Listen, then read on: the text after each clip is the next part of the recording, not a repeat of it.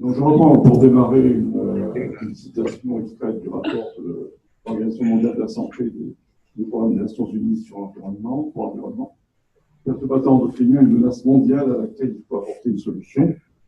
Donc, tout est déjà dit dans cette explication. Donc, avant 2009, quand on voyait une photo comme celle-là, vous voyez l'horizon. Et en 2009, on a créé le réseau environnement santé. Et la prise de conscience s'est faite parce qu'on a lancé l'alerte à ce moment-là sur le fait que ces biberons étaient faits en polycarbonate. Donc, le polycarbonate, c'est le nom de la matière plastique, c'est le polymère. C'est fait à partir de bisphénol. C'est uniquement bisphénol qui se combine avec lui-même, donc c'est un monomère qui combine avec lui-même, qui est un polymère. Donc c'est cette molécule qui est assez simple d'ailleurs. Et ce n'est que du bisphénol. Donc, si vous passez effectivement du fond bisphénol, du polycarbonate au micro-ondes, vous désintégrez une partie de ce polymère. Donc, c'était la source de contamination la plus élevée. Donc, historiquement, on se demande comment on a pu effectivement avoir cette idée de faire une matière plastique à usage alimentaire avec une hormone de synthèse, comme tu l'as dit. Le bisphénol était déjà connu depuis 1936 quand on l'a testé pour faire un médicament. Il n'était pas très loin derrière Distibène, d'ailleurs c'est le collin germain de Distibène, et le mécanisme n'est pas très belle. Néanmoins, en 1953, on invente ce polymère, et dans les années 70, on utilise effectivement ce bisphénol pour faire des biberons. Donc on lance le réseau environnement santé en 2009 avec cet objectif. D'avoir un exemple qui montre effectivement que la question de la santé environnementale devrait avoir beaucoup plus de place dans la politique de santé. Donc, le mot santé environnementale n'est pas spécialement connu. Et donc, l'exemple du bisphénol et du courant bisphénol va nous permettre effectivement de commencer à avoir un impact médiatique. On va organiser des colloques, un colloque à l'Assemblée nationale, un autre au Muséum d'histoire naturelle. On va alerter les médias et on va avoir en 2011 d'ailleurs la une du Monde et deux pages à l'intérieur du Monde sur le thème bisphénol, un scandale mondial. On va avoir en 2010, un an après avoir lancé cette alerte, le Sénat va se saisir de cette question et va voter l'interdiction des biberons bisphénol. Les députés vont suivre et, bonne nouvelle, l'Union européenne va suivre. Et dans l'année, l'interdiction dans l'Union européenne va de novembre. Ça, c'est le schéma vertueux. Ces derniers temps, l'Union européenne est beaucoup moins vertueuse sur le sujet. L'ANSES, l'agence de sécurité sanitaire, au départ, qui a pris la suite de l'AFSA, c'était l'Agence de sécurité sanitaire de l'alimentation, était effectivement sur la position de l'Agence européenne de négation du rôle du bisphénol comme perturbateur endocrinien. La mise en cause que l'on a faite et l'analyse, notamment l'analyse des rapports qui étaient retrouvés sur un univers assez simple, on a éliminé 95% de la littérature, et on a retrouvé que les 5% qui montraient qu'il n'y avait pas de problème avec le bisphénol. Ça peut sembler effectivement caricatural de présenter les choses comme ça, mais c'est la réalité. Et le travail que j'avais fait à l'époque d'analyse du rapport de l'EFSA consistait effectivement à remettre dans la circulation des études publiées dans la littérature scientifique qui montraient exactement le contraire. Donc on est à la suite effectivement de cette première victoire, deuxième victoire que j'ai. Voilà. Interdiction du bisphénol A dans les contenants alimentaires. Donc, la pellicule à l'intérieur des boîtes de conserve, qui donne effectivement cette présentation de pellicule blanche, est faite à une résine polyépoxy qui est faite à partir de bisphénol. On peut faire des résines polyépoxy sans bisphénol, et là aussi, dans les années 70, on a cette idée de le faire avec du bisphénol. Donc, il y a aussi une source de contamination majeure de l'alimentation lorsqu'elle est stockée dans une boîte de conserve et plus largement dans tous les contenants alimentaires, puisqu'on fait aussi on peut utiliser le bisphénol pour faire des plastiques durs et donc dans les contenants alimentaires. On explique effectivement aux députés et aux sénateurs que c'est très bien de se soucier de la santé du nourrisson quand il poisson du monde, mais c'est encore plus important de se soucier du fait que ce nourrisson a été fœtus avant et que la charge toxique est beaucoup plus forte quand l'exposition se fait, notamment au début de la grossesse. Et là, on va être suivi par tous les députés, tous les sénateurs, puisqu'on va avoir un vote unanime du Sénat, des députés, puis ensuite du Sénat, ce qui est plutôt assez rare. Malgré effectivement la campagne lancée par l'industrie des matières plastiques, aucun député ne sera sensible aux arguments de l'industrie. Donc, à la suite de ces avancées, notre prise de conscience commence à se faire et nous demandons que la question ne soit traitée substance par substance, parce qu'actuellement, même à l'époque, on avait déjà 1 millier de substances répertoriées, donc ça n'avait pas beaucoup de sens de faire une loi pour chaque substance. Il fallait plutôt avoir une stratégie d'ensemble et on demande et on obtient une stratégie nationale perturbateur endocrinien, donc en avril 2014. Ça va prendre un certain temps, parce qu'il y a quand même plusieurs résistances, mais cette stratégie est adoptée en avril et va pouvoir être mise en œuvre avec un objectif, réduire l'exposition de la population. Et là, on obtient le principe même des perturbateurs endocriniens, c'est qu'il n'y a pas de seuil. Il faut les éliminer parce que, compte tenu, c'est ce qu'on remontrer effectivement de caractéristiques de ces substances, il n'y a pas de seuil en dessous desquels l'effet ne se peut pas survenir. On est en train de discuter de la deuxième phase, il y a un temps de retard, mais on va faire une deuxième phase d'ici un rapport de l'IDH qui est attendu pour le mois de décembre. Ça va être un des thèmes, un des axes majeurs aussi du plan national santé environnement, et ça va être repris dans la plupart des plans de chez nous santé environnement.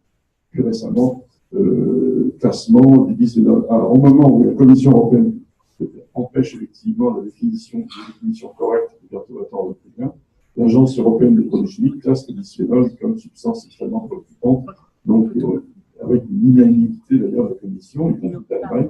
Donc on montre bien que les éléments sont suffisamment forts en tout cas pour qu'une décision puisse être prise.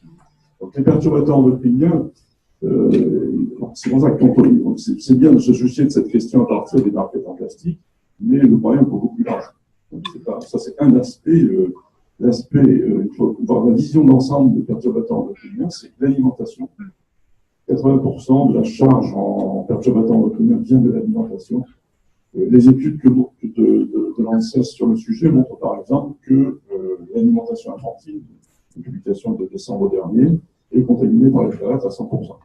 L'alimentation, c'est à 100%, y compris les petits pots. On a l'impression que quand on achète des petits pots, c'est un effort particulier pour préserver l'enfant, c'est contaminé à 100% par les phtalates. Donc, on a une contamination qui vient des pesticides, et une grande partie des pesticides sont des perturbateurs endocriniens, pas tous. Parfois, on a tendance à confondre. Il y a une étude menée par l'EFSA qui montrait que 111 pesticides sur 287 perturbent les hormones thyroïdiennes. On les trouve dans les additifs et les matériaux à usage alimentaire. On a 119 d'après une étude sur ce sujet. Les ustensiles de cuisine, le perfluoré principalement, mais aussi parfois le bisphénol A. C'est le revêtement anti-amique.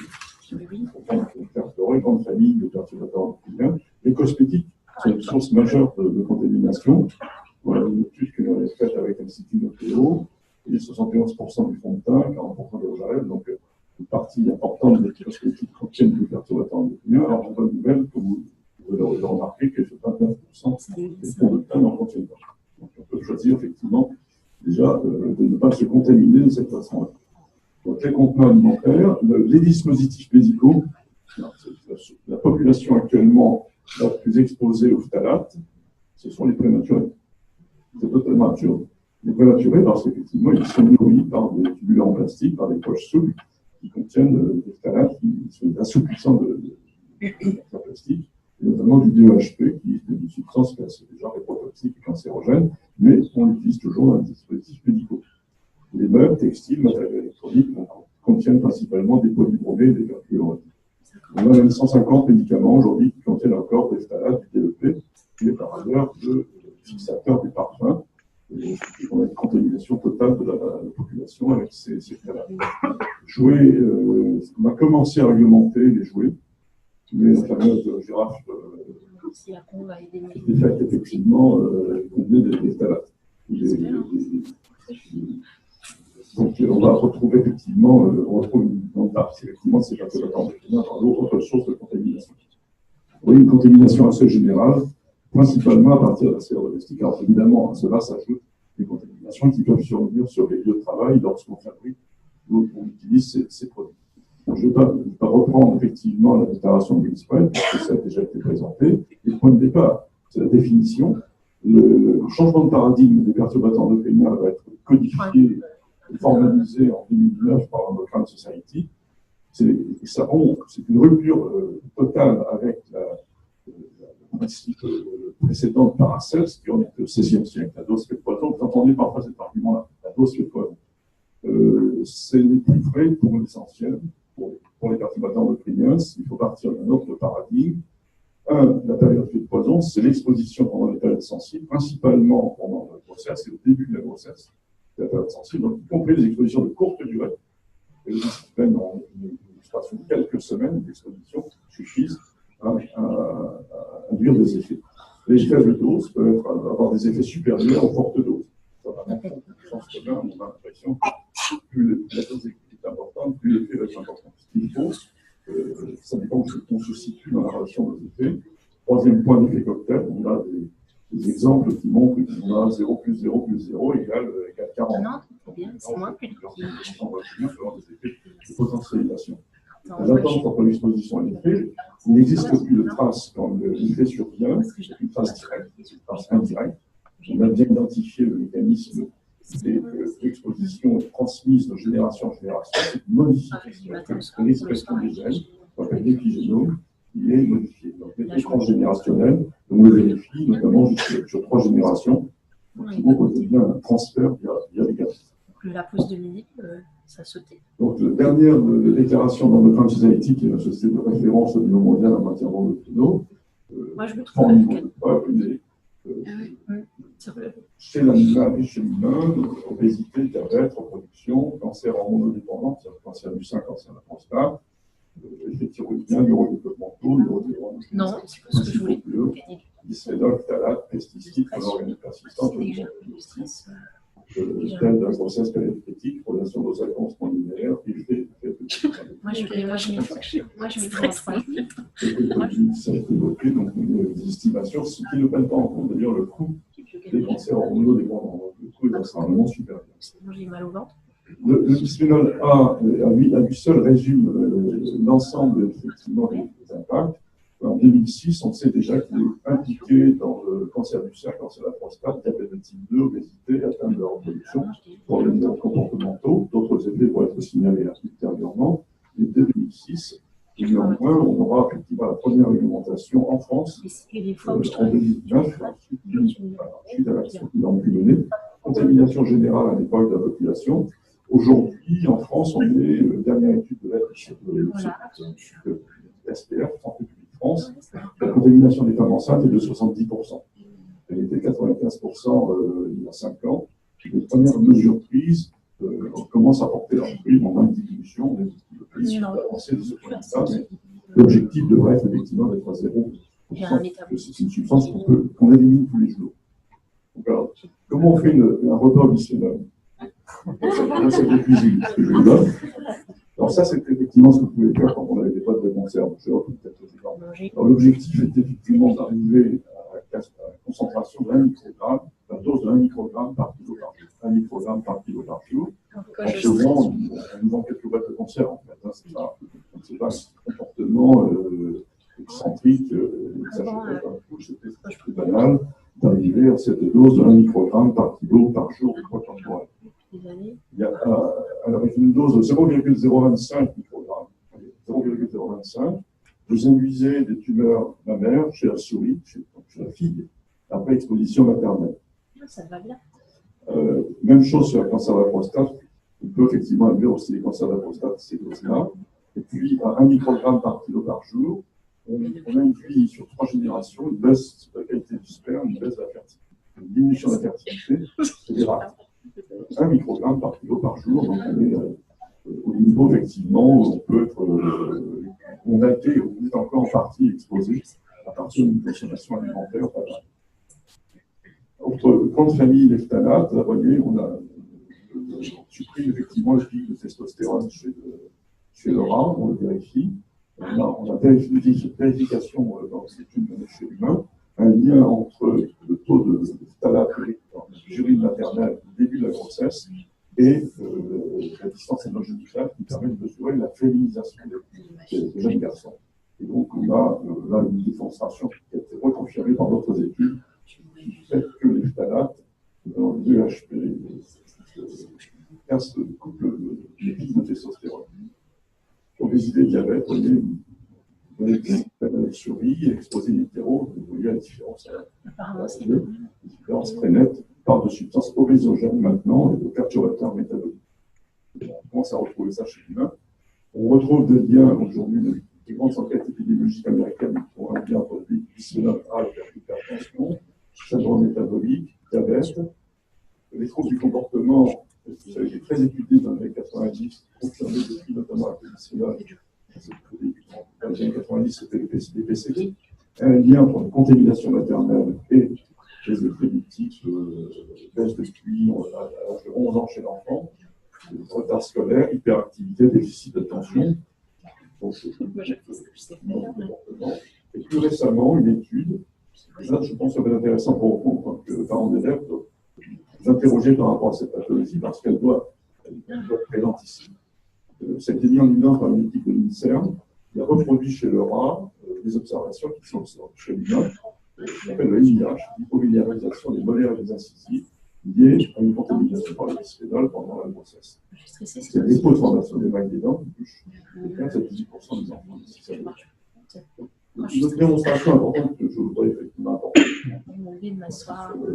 la dimension du territoire sans PE, en faisant référence au PDE, qui est un scientifique connu, c'est l'utilisation du Flitox. Ce Flitox, qui est en fait l'utilisation du DDT, les mouches, moi je fais partie de la génération qui s'amusait à 50 km en France.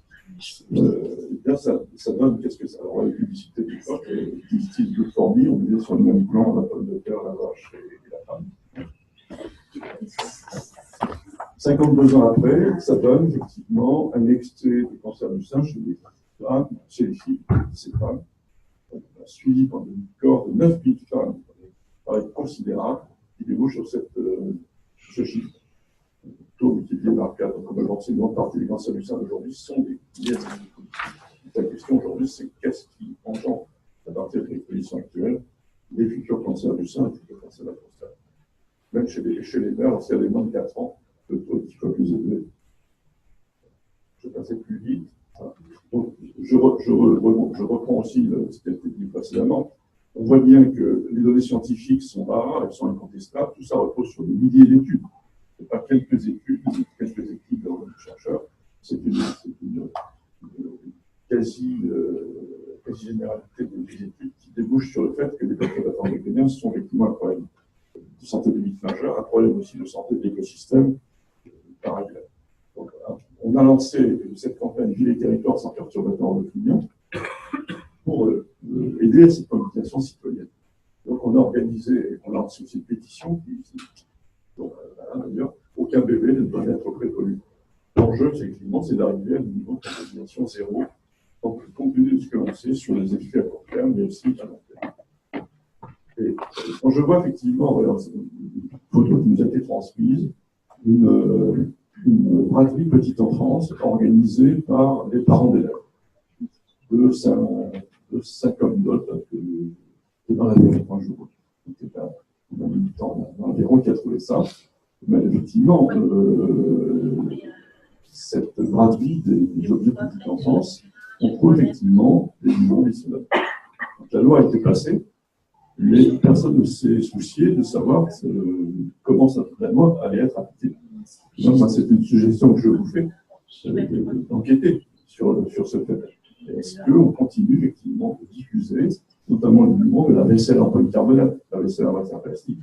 Généralement, elle est en polycarbonate, c'est marqué PC. PC, ça veut dire polycarbonate. Le sigle 07 vous donne une indication sur la nature. Et je crois qu'il me semble que c'est important, effectivement, de se préoccuper de la mise sur le marché, mais c'est aussi important de se préoccuper de retirer du marché des substances, des produits de ce type. La mobilisation commence aussi chez les professionnels de santé. La Fédération internationale des gynécologues et obstétriciens a lancé un appel en octobre 2015, qui est très clair. Davantage d'efforts pour prévenir l'exposition aux produits chimiques. Et nous avons, je participais au lancement de la première campagne d'ailleurs sans perturbateurs endocriniens avec Kim Cluster. Qui s'engage sur 10 éco-gestes avec nos partenaires du comité pour le développement durable de la santé. Et donc, on voit qu'on est des donc les professionnels de santé sont doublement conservés à partir de la protection qu'on fait parce qu'effectivement, ils sont amenés à traiter ces maladies chroniques, ils sont conservés aussi parce qu'ils génèrent par leur activité médicale avec des dispositifs Attention même. contribuent à la prévention de la population. Nous avons tenu un colloque le 10 octobre dernier à Paris, avec le soutien de la ville de Paris, et qui débouche sur une charte d'engagement des territoires sans perturbateur endocrinien. Je ne fais pas. En partenariat avec le partenaire du santé publique et du territoire. Paris a déjà une meilleure façon d'éviter effectivement la contamination par les pesticides perturbateurs endocriniens, c'est l'alimentation bio. Mais éviter effectivement la contamination via les additifs et via aussi les matériaux et l'usage alimentaire. Les barrières sans PE, c'est effectivement présent, les crèches sans PE, comme à Limoges, et où la maternité agréée, qui était intervenant effectivement de ce colloque, intervenant aussi de Stockholm, qui a lancé un réseau qui s'appelle Bone Art City, qui regroupe une dizaine de villes adaptées principalement. La présence aussi de Madeleine. La mairie de Madrid s'est engagée à être sans perturbateurs endocriniens au mois de juin, avec des charges à être élaborées. On verra après. On s'inspire actuellement pour préparer, pour développer la campagne en France. Le deuxième table ronde était consacré effectivement aux violences menées en France. Donc, la communauté de Cœur d'Ostrevan, que le nom banal de Cœur d'Ostrevan, c'est le Douaisis, qui s'engage pour préserver notre santé. Et c'est la première page de la communauté de communes, qui s'engage avec l'association membre de Grèce qui s'appelle La Presse. Limoges s'est engagé donc à engager effectivement ces crèches, des démarches concernant l'éco-crèche. Le centre hospitalier de Guéret s'est engagé à transformer sa maternité, donc le pasteur qui y fait référence. Donc la charte, telle qu'elle nous avons rédigée, fait référence effectivement aux déclarations nationales et internationales sur le sujet, sur l'importance des perturbateurs endocriniens et l'importance de l'usage. Et propose 5 points, interdire l'usage de produits phytosanitaires et biocides. On parle des produits phytosanitaires dans l'espace public, pour s'intéresser aussi aux biocides dans l'espace privé. Il y a une grande partie importante de la contamination de l'enfant, notamment, qui vient de l'utilisation des pesticides dans la sphère domestique. On a des études épidémiologiques qui montrent très clairement que l'usage de biocides se traduit par un doublement du taux de leucémie ou de la faim chez l'enfant. Réduire l'exposition perturbateurs endocriniens dans l'alimentation, favoriser l'information et mettre des critères d'éco-conditionnalité interdisant les perturbateurs endocriniens dans les et l'achat public. Tu m'as fait un café, je me suis allongée, j'ai enlevé. C'est votre dernière. C'est une partie qui a. Oui, l'attention. Des fois, j'ai l'attention. Sur les critères d'éco-conditionnalité, on s'appuie sur l'exemple de Paris, qui a déjà mis en œuvre des fournisseurs l'obligation de fournir des produits de nettoyage sans actifs déjà. Si c'est possible à Paris, ça doit être possible à Montpellier. C'est une suggestion que je fais, mais ça doit être possible partout d'ailleurs. On n'imagine pas qu'il puisse y avoir deux marchés, un marché avec perturbateurs endocriniens et un marché sans perturbateurs endocriniens.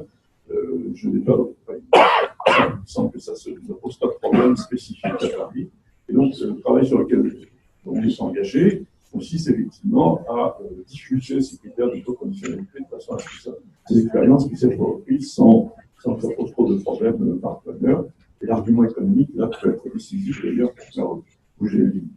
Alors, ce que je peux dire sur la campagne des territoires sans perturbateurs endocriniens, l'enjeu effectivement est plus large que celui du market.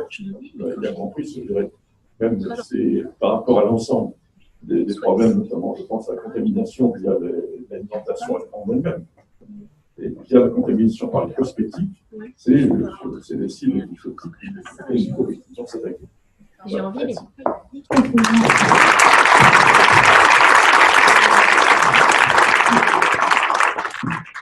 Le point quand même que je veux souligner, c'est que localement, on a des choses qu'on peut mettre. Voilà, au niveau du stressomètre est pas trop haut. Comme dirait notre prof de sophrologie, on ferme les yeux, on respire par le ventre et ça va mieux. Donc, est-ce qu'il y a 2, 3 questions que vous voulez poser? Ça va faire la pire soulée. Bon, oui, donc, papa de deux petits à Montrouge, donc sinon on est très concerné par tout ça. Deux questions qui sont reliées. La première, c'est concernant les meubles. J'ai entendu dire que lorsqu'on achetait des meubles d'occasion, on limitait en fait l'exposition des enfants au COV notamment, par rapport à un Ikea, par exemple, acheter un magasin, un meuble qui a acheté sur le bon coin, qui a déjà vécu 5 ans. Est-ce qu'on limite la pollution à l'intérieur? Et la deuxième question qui est liée, c'est à Montrouge, s'est construit une nouvelle école. J'étais bien content que les enfants n'y aillent pas parce que j'avais cette crainte en fait d'avoir quelque chose de très moderne, utilisant beaucoup de solvants dans les peintures, dans les meubles, etc. Un endroit qui, au niveau de l'air, soit extrêmement pollué. Donc, est-ce qu'on maîtrise, est-ce qu'on connaît l'impact de cette pollution sur les enfants et quelle est-elle? Alors, là, vous faites référence au composés organiques volatiles. Alors, ce ne sont pas tous des perturbateurs endocriniens, même si les perturbateurs endocriniens sont présents surtout dans l'environnement intérieur. Compte tenu des différentes sources, très peu présents dans l'environnement extérieur. Là, le problème principal que l'on a lié au meuble, c'est effectivement l'émission de formaldéhyde. Donc, il n'est pas un perturbateur endocrinien, qui est un cancérogène, qui est responsable de l'asthme. Donc, c'est pas ça le problème. C'est lié à la nature des colonnes. Ce sont des colonnes basées sur le formaldéhyde, et qui vont relarguer. Donc, les polymères vont se dépolymériser depuis des années. Ça dure des années. Hein. Donc, ça peut effectivement limiter les émissions, mais le problème, c'est effectivement tous les meubles utilisant du bois pressé utilisent les colonnes. Et donc, on peut prendre là, c'est un problème économique. Vous voyez, vite se débarrasser de tous les meubles en bois pressé. Donc, il faut privilégier effectivement les meubles en bois ou métalliques, éviter effectivement les émissions formaldéhydiques parce qu'on arrive à des environnement intérieur, on est dans des concentrations de 20 à 30 microgrammes par mètre cube. En extérieur, on est à 2. Voilà. On a une étude épidémiologique qui s'appelle l'étude Paris, qui a clairement démontré ce lien avec l'asthme. On a d'autres questions typo perturbateurs endocriniens à l'alimentation. Oui, bonsoir. Donc, moi, je suis papa de 3 enfants à Montrouge. Et donc, moi, j'ai juste plutôt une question par rapport à deux informations qui sont révélées. Donc, pas d'effet seuil au niveau du perturbateur endocrinien. Et au niveau de l'environnement, ben, ça reste. Et donc, du coup, il y a la remarque qui disait que on est tous aujourd'hui contaminés par le discipline. À faible dose. Par le DDT. Par le DDT. Là, comme il n'y a pas d'effet seuil, du coup, a priori, on a tous oui, alors, nous, nos enfants, oui. Ce qui est compliqué en fait dans cette histoire d'effet seuil, c'est qu'on va avoir des effets, si vous voulez, il faut voir comme un U ou comme je veux dire, regardez un U. Vous avez le bord du U, c'est des effets toxiques, donc il y a un effet en fait. Et puis on arrive à des effets qui sont à peine remarquables parce qu'on est à des concentrations que notre corps reconnaît comme des agressions. Si on a des concentrations qui sont très très très faibles, notre corps ne les reconnaît plus comme des agressions et du coup leurre le système immunitaire. Et c'est pour ça qu'on peut avoir des effets à des concentrations très très faibles de l'ordre de ce qu'on retrouve avec les hormones. Donc ça, c'est cette information-là. Donc, je suis d'accord avec vous, le fait d'avoir de multiples choses qui restent persistantes, c'est un problème. Il y a une convention qui est la convention de Stockholm qui a interdit tous ces produits organiques persistants. Donc, les polluants organiques persistants, les POP, sont interdits. C'est pour ça que vous avez des retardants de flammes bromées qui sont aussi interdits. Après, voilà, il faut qu'on vive avec. Oui, enfin, c'était plus. Du coup, là, c'est très bien d'agir sur la prévention. C'est dire que si on commence avec ce U, si on arrive à un très très faible taux dans toute la population, on peut avoir aussi un gros problème. C'est pas moment. Tu vois, ça vous avez remarqué, mais pour le cancer, par exemple, première cause de mortalité en France, le cancer, aujourd'hui, c'est un homme sur 2. Moi, je me dis, si tu n'avais pas. Et du coup, j'ai une deuxième question, c'est au bout de combien de générations Quoi je répète ces encore. produits qu'on a créés seront bien travaillés dans l'environnement. Là, c'est pas la peine. Et sans rien. Le bisphénol A, les phtalates, on les élimine tous les jours. La différence, C'est ça, c'est le paradoxe. Les organismes arrivent à bien se débrouiller avec eux. Ils les éliminent. Pourquoi on se retrouve actuellement? Alors, je vous ai dit qu'on avait progressé. On était à 95% de contamination chez les femmes enceintes, donc dans la population. On est passé à 70%. Je suis une machine Donc, à on laver. est enfin, 70%. Les phtalates, on est à 100%. Quand j'ai Pourquoi? vraiment. Alors qu'on on les élimine tous les jours. On n'a pas identifié les sources. C'est pour ça qu'on se demande effectivement, c'est l'enjeu de la deuxième phase de stratégie nationale, c'est une démarche d'expologie, comprendre les sources. On va faire comprendre pourquoi actuellement l'ensemble de l'alimentation est contaminée à 100% par les phtalates. Seulement quand je dors la nuit. Un enjeu de recherche à ce niveau-là. C'est pour ça que moi je pense que l'objectif, je ne peux pas tout viser actuellement dans le court terme. Il y a des substances, il y a le DDT, je l'ai cité, Je sens que c'est trop, donc là je me on a calme. arrêté la commercialisation dans les années 70, début des années 70. On a encore effectivement des traces dans l'organisme, c'est aussi une chose. Donc là, il y a un autre enjeu. On n'a pas le temps de débattre. L'enjeu de mettre la médecine environnementale, comment on fait pour Là je détoxifier me calme. l'organisme, comment on fait pour détoxifier l'environnement. Oui, après, il faut Parce que. que ces substances sont présentes dans l'environnement. Les PCB sont interdits depuis 1972.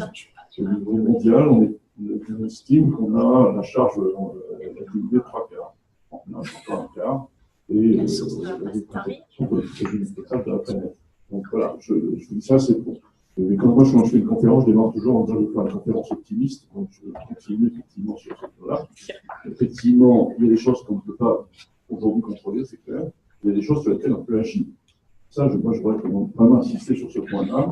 On peut agir. On devrait avoir aujourd'hui l'objectif de 3-4 ans, pas plus, de zéro phthalate, zéro bisphénol. Déjà, c'est un progrès considérable. C'est une info. D'accord. Après, on passera la parole au docteur Soumet. Oui. Des contenants en verre. Oui, le De verre, façon un petit peu plus Le verre générale, est voilà, un- est-ce que vous pouvez nous parler du verre, de l'inox et de la le verre est un matériau traditionnel et qui n'est pas contamine pas, sinon. C'est inerte le verre. Je casse pas Alors évidemment, on comprend bien que pour le niveau en plastique, Après, si tu veux, il faut pas aller.